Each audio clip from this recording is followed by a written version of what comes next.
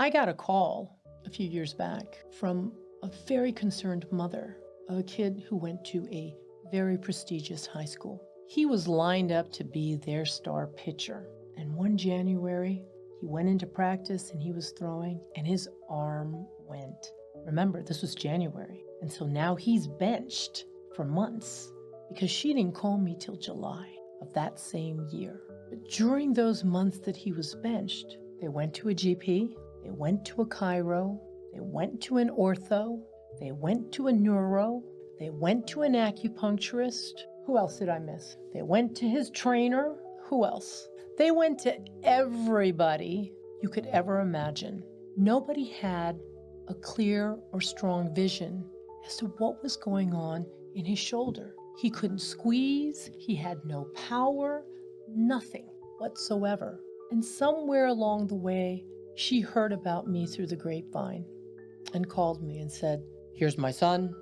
He's a pitcher, star in this prestigious high school, and he can't move his arm for anything." I said, "Okay, I'll be over." I went over, checked him out, went through all my procedures.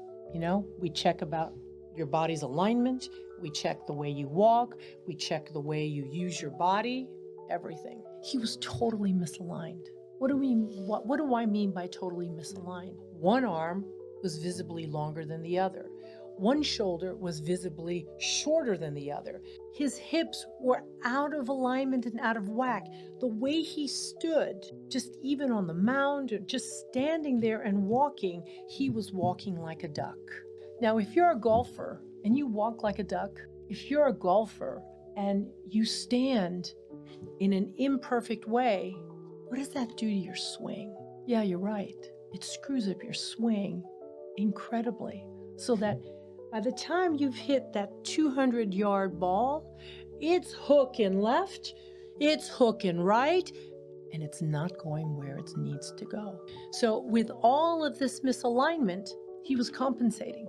I got to move this way, I got to move this way, I got to move this way. All those habits added up to restricted range of motion, and with that restricted range of motion, in an inefficient circulation of blood to heal from working out a lot, and more importantly, irritation, aka inflammation. I went up to him after looking over his body and I said, "Squeeze my hand." Then I checked his other arm, his non-pitching arm. Squeeze my hand. He had 50 to 80% less power in his pitching arm than the other side. I said, "Okay, lie on my table." I realigned his whole body, and after that, I found some tightness behind his shoulder blade. I started to release that tightness. Release means every part of your body needs to move and jiggle with flexibility. Remember I showed you my wrist? It's supposed to move like this, but when your muscular structure is tight like this, sure, I can move it and I can force it and it will get irritated and it will hurt. Well, what I found behind his shoulder blade was a really solidly cement-like tightness where his shoulder blades could not open and close and open and close, especially on his right side. And by working out those restrictions and differences in his body to create greater flexibility and movement, by the time I was done with him, 2 hours, I shook his right hand, I shook his left hand, and the difference between one and the other was now maybe 30%. He started to have greater feeling in his arm, his shoulder blade, even up to his neck. He also looked more symmetrical. What's the good part about this whole story is that kid wanted to get better. His parents supported him getting better.